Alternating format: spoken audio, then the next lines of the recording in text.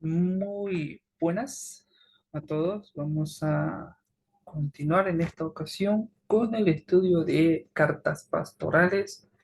Hoy vamos a entrar directamente a Segunda de Timoteo. Segunda de Timoteo sigue la línea de Primera de Timoteo, en el cual es una carta escrita por el apóstol Pablo a Timoteo, ¿no? Un joven cristiano, el cual está a cargo de la iglesia de Éfeso. Si bien hay varias cosas que cambian en esta situación, esta carta fue escrita un poco antes del martirio de Pablo, aproximadamente el 67 después de Cristo. Pablo se encontraba en la cárcel en su último arresto y por el tono que tiene esta carta, podemos intuir que Pablo no tenía esperanza ya de salir libre, ¿no? Y a diferencia de su anterior encarcelamiento, Pablo aquí está mucho más restringido. Cuando fue escrito primera de Timoteo, Pablo, ella estaba libre, claro que sí, pero eh, en ese encarcelamiento él tenía la libertad de poder reunirse con personas, porque él estaba como un tipo de arresto domiciliario, en el cual él tenía pues al lado de él siempre un soldado romano. En este caso no, no, él ya estaba en un lugar ya más cerrado, con muy poco acceso a visitas, y él estaba consciente de que lo iban a ejecutar muy pronto. Por tanto, la tonalidad de esta carta va más allá como a las últimas o las recomendaciones finales, tanto de ánimo como para evitar tristeza de Timoteo, para que éste tenga la fortaleza de poder seguir en el ministerio adelante. ¿No? Entonces, con eso en mente y con esa premisa, pues vamos a empezar Segunda de Timoteo. Pareciera que esta carta es más triste, pero es muy esperanzadora. Nos vamos a iniciar pues por el principio con la salutación, el versículo 1 y 2 de Segunda de Timoteo, capítulo 1. Dice así: Pablo, apóstol de Jesucristo por la voluntad de Dios, según la promesa de la vida que es en Cristo Jesús.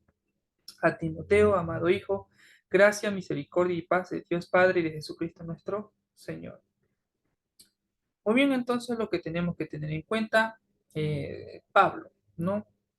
Ya tenemos información acerca de Pablo que hemos compartido en la primera carta, ¿no? Recordando nuevamente que Pablo se encontraba actualmente escribiendo esta carta desde la cárcel a causa del Evangelio por la persecución del emperador Nerón. ¿No? Entonces, ese es el contexto en el cual tenemos Pablo, es un contexto extra de la anterior información que tenemos de Primera de Timoteo. Apóstol. Nuevamente recordemos que el ministerio de apostolado le da cierta autoridad a Pablo, porque el apostolado es un ministerio, podríamos llamarlo de alguna manera, más exclusivo, ¿no? En total solamente tenemos conciencia de 14 personas que han llevado este ministerio como tal, ¿no? Que son los dos originales. Cuando Judas Iscariote muere, ponen en su lugar a Matías, ahí serían 13. Y con el apóstol Pablo llegarían a ser 14. ¿No? La característica principal de este ministerio es que fueron dirigidos para llevar especialmente la representación del Evangelio de los dos originales y Matías 13 en Israel, Jerusalén y el mundo. En cambio, Pablo, pues su responsabilidad de enseñanza y ministerio fue directamente hacia los gentiles. Muy bien, la segunda parte dice, ¿no? Jesucristo, apóstol de Jesucristo por la voluntad de Dios, según la promesa de la vida que es en Cristo Jesús. Me gusta esto porque ya estamos hablando de cristología y de soterología. También estamos hablando un poco acerca de la hipostasía del Hijo con la del Padre, porque dice de Jesucristo por la voluntad de Dios. ¿No? Entonces es interesante que Pablo es un apóstol, un enviado, un ministerio especial que el Señor Jesucristo pues lo encomendó bajo la voluntad de Dios. Me gusta esto porque entendemos muchas cosas. Primero, el Señor Jesucristo hace un hincapié interesante con el tema de que Jesucristo está sometido bajo la voluntad de Dios. Si Cristo mismo, el cual es un Dios hombre perfecto, el Hijo y el mismo Dios, está sometido a la voluntad de Dios, ¿qué nos hace pensar a nosotros que no podemos o no necesitamos la voluntad de Dios para seguir adelante? Entonces, desde el inicio de esta carta, Pablo está afianzando la idea de que es necesaria la voluntad de Dios, pues, para seguir en el ministerio, al igual que él fue puesto en el ministerio por el Señor Jesucristo bajo la voluntad de Dios. Dice ahí, según la promesa de la vida que es en Cristo Jesús. Este ministerio va según la promesa de la vida, el cual esta es una forma muy interesante y poética de llamar a la salvación, una promesa de la vida, ¿no? La promesa de la vida está en que en el momento en el que aceptamos a Cristo como nuestro único Salvador, pues hay una promesa de que se obtendrá la vida, ¿no? Por tanto, viene la salvación por Jesucristo y después de la salvación a través de Cristo tenemos un ministerio el cual está bajo la voluntad del Padre. Bueno, entonces es interesante cómo se va armando esta cadena acá. Bueno, y dice aquí a Timoteo, amado hijo. Timoteo no era el hijo físico, carnal del apóstol Pablo. Recordemos que es una referencia o una forma de cariño a la cual Pablo se refería a Timoteo, pues porque Pablo guió a Timoteo para la salvación, ¿no? Entonces su hijo espiritual, lo vio nacer espiritualmente. Y dice, ¿no? Gracia, misericordia y paz de Dios Padre y de Jesucristo nuestro Señor. ¿No? Entonces me gusta esto que estas tres cosas, gracia, misericordia y paz, la gracia que es el regalo de la salvación, la misericordia que viene a consecuencia de esa salvación y la paz que viene a raíz de esa salvación o de esa gracia, solo pueden ser dadas por Dios, el Padre, y de Jesucristo nuestro Señor. Entonces solo se puede encontrar ahí. Entonces, interesante que desde el inicio se nos está vertiendo mucho de lo que es doctrina para la introducción a este punto, ¿no? Entonces, esa es la salutación y vamos a pasar directamente a testificando de Cristo, ¿no? Hay muchos escritores en sus Biblias, pueden ver en ese subtítulo y yo estoy de acuerdo también con esa forma de llamar esta sección. Vamos a leerlo así de corrido hasta el versículo 18 para entrar en contexto. Sigan con la lectura y vayamos pensando y analizando cada parte que vamos leyendo. Bien, doy gracias a Dios, al cual sirvo desde mis mayores con limpia conciencia de que sin cesar me acuerdo de ti en mis oraciones noche y día, deseando verte, al acordarme de tus lágrimas para llenarme de gozo, trayendo a la memoria la fe no fingida que hay en ti, el cual habitó primero en tu abuela Loira y en tu madre Unice, y estoy seguro que en ti también. Por lo cual te aconsejo que avives el fuego del don de Dios que está en ti por la imposición de mis manos, porque no nos ha dado Dios espíritu de cobardía, sino de poder, de amor y de dominio propio. Por tanto, no te avergüences de dar testimonio de nuestro Señor ni de mí, preso suyo, sino participa de las aflicciones por el Evangelio según el poder de Dios, quien nos salvó y llamó con llamamiento santo, no conforme a nuestras obras, sino según el propósito suyo, y la gracia que nos fue dada en Cristo Jesús antes de los tiempos de los siglos, pero que ahora ha sido manifestada por la aparición de nuestro Salvador Jesucristo, el cual quitó la muerte y sacó a la luz la vida y la inmortalidad por el Evangelio, del cual yo fui constituido predicador, apóstol y maestro de los gentiles. Por lo cual asimismo padezco esto, pero no me avergüenzo porque yo sé a quién he creído y estoy seguro que es poderoso para guardar mi depósito para aquel día. Retén la forma de las sanas palabras que de mí oíste en la fe y amor que es en Cristo Jesús. Guarda el buen depósito por el Espíritu Santo que mora en nosotros. Ya sabes esto, que me abandonaron todos los que están en Asia, de los cuales son Figuelo y Hermógenes. Tenga el Señor misericordia de la casa de Onesífero, porque muchas veces me confortó y no se avergonzó de mis cadenas, sino que cuando estuvo en Roma me buscó solicitamente y me llamó y me halló. Concédale el Señor que haya misericordia cerca del Señor en aquel día, y cuando nos ayudó en Efeso, tú lo sabes mejor. Muy bien.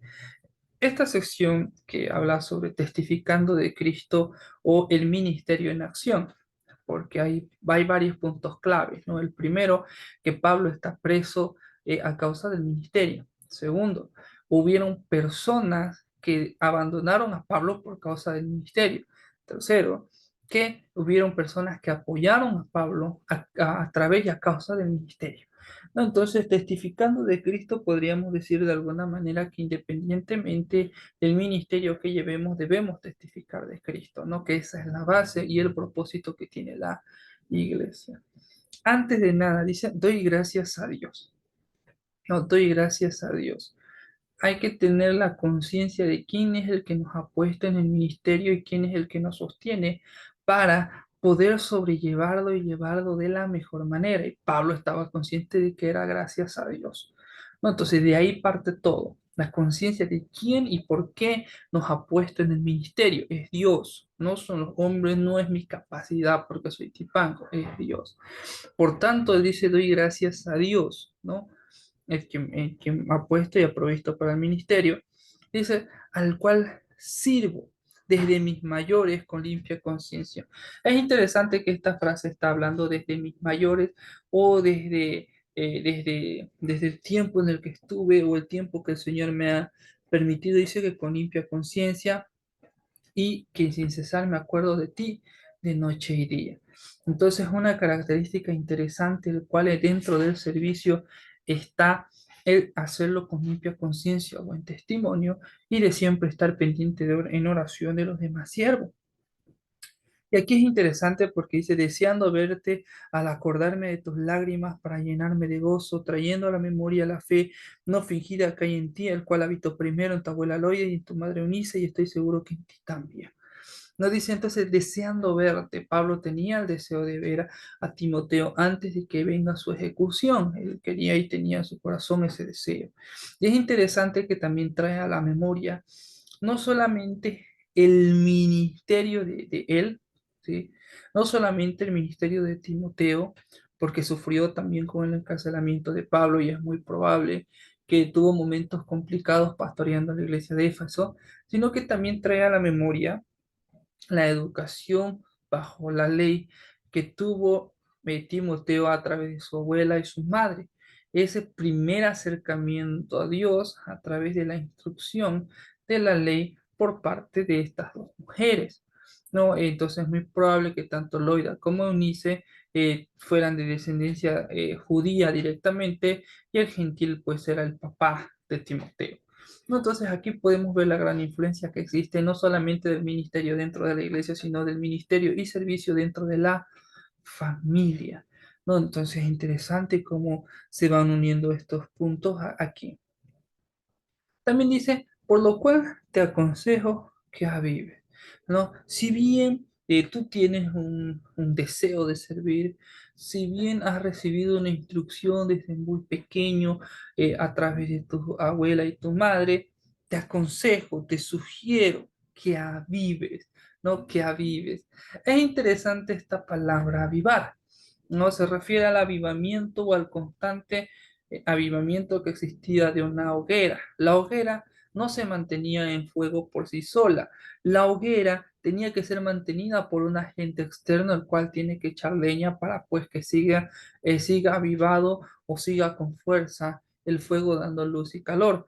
Utilizando este término, entonces Pablo le habla de que avives el fuego del don de Dios que está en ti por la imposición de mis manos, el fuego del don de Dios. Antes de hablar de esto del fuego del don de Dios, es interesante que habla aquí Pablo con mi imposición de las manos, pues se te fue dado el fuego del don de Dios.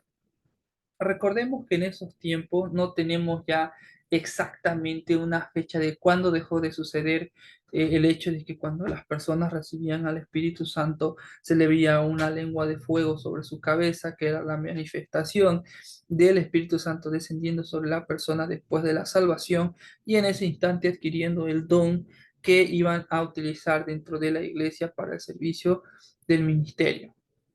Entonces es muy probable que Timoteo haya pasado también por este proceso de la imposición de las manos y el descenso del Espíritu Santo sobre él y por lo tanto recibiendo ese don, ese regalo, esa capacidad. ¿No? ¿Qué capacidad era? Se cree, ¿no?, que Timoteo tenía el don de testificar, pastorear, enseñar y misericordia. Por lo menos dentro de los escritos de primera y segunda de Timoteo encontramos indicios de que existen estos cuatro dones dentro de la vida de Timoteo. Pero Pablo habla como que el don, ¿no? Todo esto lo enmarca con el don, todo esto dice que él tiene que avivarlo, no tiene que darse la tarea de que ese don, de que esa capacidad no se extinga. Es muy triste, la verdad, en ver a cristianos los cuales uno ha conocido que eran buenos maestros en su tiempo y ahora no están enseñando y están su vida espiritual tan apagada que solamente pareciera que viven en ceniza, no viven en el fuego del espíritu o en el fuego de la acción de sus dones. Entonces te aconsejo que avives ese fuego de don, no que lo avives, no lo dejes morir, practícalo. No, porque ¿por qué? ¿Por qué Pablo dice esto? Pensemos un momento, Pablo sabía que iba a morir y si Pablo moría, es muy probable que Timoteo hubiera tenido un bajón emocional muy grande y tal vez hubiera atenuado ese fuego, ese don por la tristeza, pero Pablo desde aquí le aconseja que no deje de hacerlo, que lo siga haciendo, que siga llevando, que siga practicando. Porque dice el versículo 7 porque no nos ha dado Dios espíritu de cobardía, sino de poder, de amor y de dominio propio.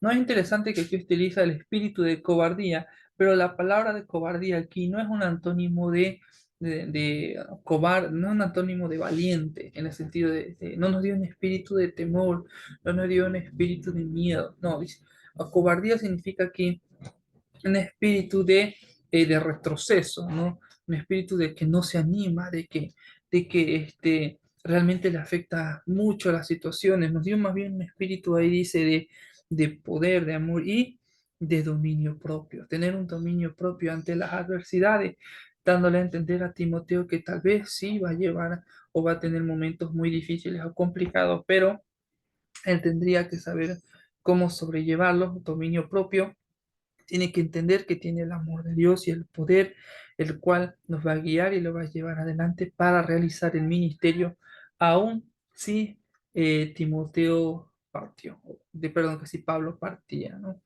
También dice ahí, no te avergüences, y por tanto no te avergüences de dar testimonio de nuestro Señor ni de mí, por eso es suyo, sino participa de las aflicciones por el Evangelio según el poder de Dios. No te avergüences de dar testimonio. No, no te avergüences, sigue predicando de Dios, sigue anunciando de mí. No, tal vez la gente empezaría a burlarse, mira, Pablo, por predicar de tu Dios, ¿dónde está? Vos igual vas a terminar así si seguís testificando. No, no te avergüences, sigue haciéndolo, ¿no? Esto solamente es una consecuencia. Esto será pasajero, ¿no? Si soy libre, bien, si no, parto a la presencia del Señor también, cosa que se va a decir más adelante y también se dice en otros libros. Pero lo interesante es que no te avergüenzas de hacerlo, ni de ti, ni de Dios, ni de mí. Sigue predicando, ¿no? Siga por el poder de Dios. También dice ahí, y aquí ya estamos entrando a soterología, un tema interesante, el cual es el llamamiento a la salvación, quien nos salvó y llamó con llamamiento santo, no conforme a nuestras obras, sino según el propósito suyo y a la gracia que nos fue dada en Cristo Jesús antes de los tiempos de los siglos. Es interesante que aquí, utilizando un poco de gramática castellana, dice, quien nos salvó y llamó, ¿no? Y llamó con llamamiento santo. No, ahora esto es interesante. Cuando vemos aquí quien nos salvó y llamó, ¿no? Vemos que cuando hay una y en una frase, es una unión en un mismo concepto de dos cosas que parecen ser diferentes. Me explico. Para hacerse un café, usted necesita agua y café y azúcar, si le gusta echar azúcar. Ya, entonces vemos que la I une tanto el agua Uno une tanto el café y une tanto el azúcar, tres cosas que son tan diferentes, porque ¿en qué se parece el agua, el café y el azúcar? En nada, pero las tres juntas forman una taza de café. Y la I dentro de la oración, al mencionar estos tres elementos, nos ayudan a entender que son cosas distintas que forman parte de un mismo concepto. De la misma manera, entonces cuando leemos esto, que ¿quién nos salvó y llamó? Entonces, este llamamiento que nos menciona aquí no es el mismo llamamiento que se menciona en el libro de Éfeso, ¿no? Porque nos salvó y llamó, ¿no? Nos salvó y llamó. La salvación y este llamamiento que viene después de la salvación, que es algo diferente a la salvación, este llamamiento, pero forman parte del mismo paquete de ser cristiano. Entonces nos salvó y llamó, dice ahí, con un llamamiento santo, ¿no? Con un llamamiento santo. Recordemos que la palabra santo se refiere a algo apartado de, para un propósito. Bueno, entonces es interesante que hemos sido salvos y también hemos sido llamados para un propósito dentro del cuerpo de la iglesia, en este caso para dar testimonio.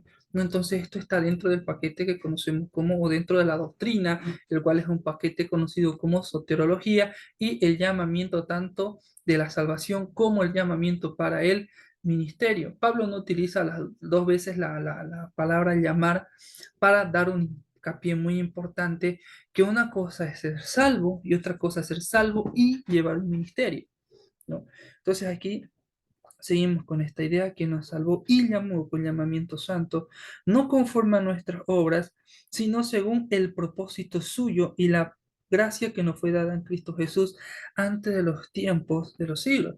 O sea que la salvación no es por las obras y el ministerio que tengamos es bajo el propósito que Dios tiene para con nosotros, siguiendo con dos ideas, con dos conceptos de los dos conceptos originales que forman el mismo paquete de la salvación y el ministerio. Nadie es salvo por obra y uno está en un ministerio porque Dios tiene un propósito para uno.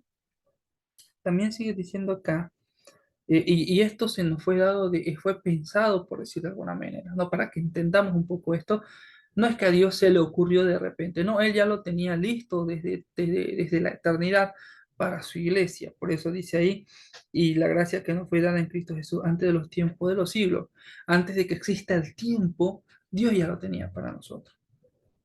Versículo 10, ¿no? Y sigue con esta idea, ¿no?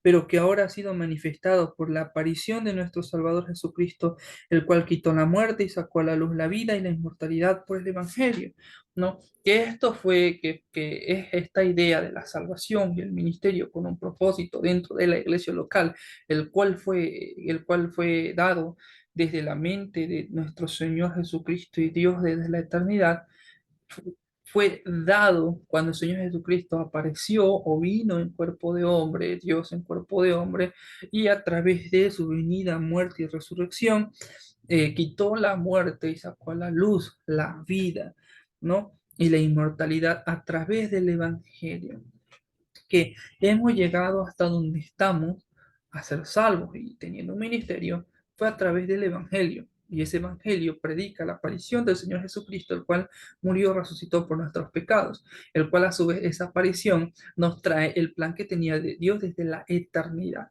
¿no? Entonces todo esto se van conjugando para darnos a entender que no estamos por un accidente en el ministerio y que todo lo que ocurre tiene un propósito. El hecho de que Pablo esté en la cárcel tiene un propósito, el hecho de que Pablo moriría pronto tiene un propósito. Entonces Timoteo tenía que entender eso para no desfallecer en el ministerio. Todo tiene un propósito y tenemos que estar lo suficientemente susceptibles para entenderlo y conocer la voluntad de Dios. Sí, entonces con la idea, con esta idea, eh, dice acá entonces el versículo 11.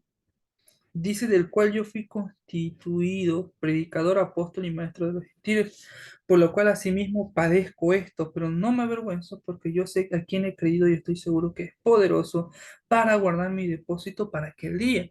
¿No? Entonces aquí volvemos a la idea de que Pablo, bueno, como Dios lo tenía en mente desde el inicio, tanto la salvación como el ministerio, Yo fui constituido entonces en el ministerio de predicador, apóstol y maestro de los gentiles. Fui predicador de los gentiles, no fui, prediqué, anuncié el evangelio. Fui apóstol para los gentiles. Fui un enviado del Señor para los gentiles. Y fui un maestro, me dediqué a enseñarles de doctrina a los gentiles, porque eso es lo que Dios quería para mi vida. Y por lo tanto, yo no me avergüenzo, no me lamento de haber hecho eso. A pesar de que estaba en prisión, él no se, no se avergüenza de lo que está padeciendo a consecuencia del Evangelio, porque estaba seguro de sus creencias, estaba seguro de, de lo poderoso que es Dios y bueno, del depósito, o sea, de todo aquello que había hecho aquí en la tierra para aquel día, tanto en referencia al día de su muerte como al día en el cual él se iba a presentar delante del Señor después de su muerte. Entonces Pablo, a raíz de todo esto, le explica, ¿no?, que si esto tenía que suceder, pues que así sea. Bueno, también dice acá, en el versículo 13, retén la forma de las sanas palabras que de mí oíste en la fe y amor que es en Cristo Jesús, ¿no? Guarda el buen depósito o el depósito por el Espíritu Santo que mora en nosotros. Retén las formas de las sanas palabras. Esto nos habla de bibliología, ¿no? Retener las formas reales de las sanas palabras, que no se distorsione la doctrina, que no se distorsione las palabras, ¿no? Que la base de todo lo que enseñamos, de todo lo que estudiamos, está en la fe y el amor que es en Cristo Jesús.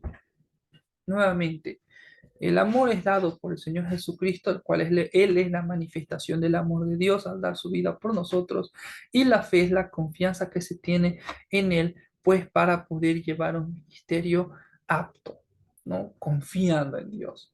Y la fe, la confianza viene a través del conocimiento. Mientras más se conoce a Dios, más confiamos en Él. Mientras más conocemos a alguien, más confiamos en esa persona. Mientras más confiamos en Dios, más fe adquirimos para con Él. ¿No? Entonces, y eso es a través de la palabra. Por lo tanto, entonces hay que retener la verdadera forma de las sanas palabras para tener una fe, por decirlo de alguna manera, correcta y bien cimentada. Muy bien, entonces terminando ya en la última parte, dice, guarda el buen depósito por el Espíritu Santo que mora en nosotros, ¿no? Que al igual él ha depositado sus esperanzas hasta el final de sus días, tú también hazlo, ¿no? Y al igual que yo no me he arrepentido y sé que voy a morir y he guardado el depósito, no me arrepiento, tú también guárdalo, no, no te arrepientas. Y dice ahí, guarda ese depósito que del Espíritu Santo que mora en nosotros, esa esperanza, ese ministerio. No lo dejes, tú sigue adelante. A pesar de que yo esté en la cárcel, a pesar de que yo muera, tú sigue guardándolo, tú sigue adelante. Y hay un contraste, entonces, se nos va a hablar de un par de personas, los cuales abandonaron a Pablo en estos momentos difíciles. Dice, ¿no? Ya sabes esto, que me abandonaron todos los que están en Asia, de los cuales son Fígelo y Hermógenes. No tenemos más información acerca de estas dos personas, pero era de conocimiento de toda Asia, ¿no? Que estas dos personas abandonaron a Pablo. ¿De qué manera lo abandonaron? No tenemos bien en concreto. Tal vez eran dos cristianos que en el momento en el cual Pablo estaba haciendo el ministerio en una ciudad cerca de Roma y él fue arrestado, estas dos personas lo abandonaron, o tal vez ellos estaban encargados de suplir para Pablo en la región donde se encontraba, lo abandonaron, no lo sabemos bien, pero de que estaban cerca de Pablo cuando Pablo más necesitaba ayuda, pero ellos no lo hicieron, pues sí, ¿no? Entonces, ya sabes, no seas como ellos. Tú sigue guardando el depósito, no abandones, no abandones el evangelio, no, no abandones a los hermanos que realmente lo necesitan. ¿Por qué? Porque al igual que hay estas dos personas que abandonaron, por otro lado, hay cristianos que no, y sigue ese ejemplo. ¿Y quién es ese, y de quién es ese ejemplo que estamos hablando? Dice ahí el versículo 16, tenga el Señor misericordia de la casa de Onesíforo, de la casa de Onesíforo, ¿no? Al decir la casa de, Se refiere, por ejemplo, aquí está Onesíforo, tiene su casa y todas las personas que viven dentro de esa casa. Entonces, no solamente estamos hablando de una persona, sino de una familia, de un grupo de personas. Se cree que es el, pues, el que está dentro de la iglesia, el cual en su casa estaba la iglesia. Entonces, es importante entender y pensar que todos los que están dentro de esta casa no abandonaron en ningún momento a Pablo, y no lo dejaron, ¿no?, a la deriva, ¿no? Sino que él estuvo apoyándole, a diferencia de las dos personas que se nos mencionan un poco atrás, ¿no? Entonces es interesante que todas estas personas, dice ahí, muchas veces me confortaron, me confortó, no se avergonzó de mis cadenas, sino que cuando estuvo en Roma me buscó solícitamente y me halló. Concédale al Señor que haya misericordia cerca del Señor en aquel día, y cuando nos ayude en Efeso, tú lo sabes mejor, ¿no? Entonces Onesíforo les ayudó ahí, y no solo eso, porque cuando Onesíforo fue a Roma, lo buscó a Pablo, quería confortar, ayudar, y lo hizo de esa misma forma que Timoteo conocía, porque este mismo hombre con su familia los ayudó en Éfeso. Tienes que ser así, tienes que ser así, tienes que seguir llevando el ministerio como lo hizo Onesíforo. No, no abandones, no abandones. Entonces, este primer capítulo que vemos, si bien parece ser un poco triste, un poco melancólico, tenemos un mensaje de paz, esperanza, para que este Timoteo pueda seguir adelante, no abandone el ministerio, ¿no? Entonces, aquí vamos a cerrar con el capítulo 1, con un mensaje de desafío y esperanza, para entrar directamente a las recomendaciones y mandatos que da Pablo a Timoteo a través del ejemplo de un buen soldado de Jesucristo. Muy bien, entonces esto ha sido todo por hoy. Muchas gracias por su atención, por su tiempo. Recordarles que pueden dejar sus preguntas en los comentarios, y si no, también en el grupo de WhatsApp de la materia. Les voy a estar pasando información acerca de la tarea para el próximo capítulo. Entonces, Dios los bendiga y nos vemos en nuestra próxima ocasión. Chao, chao.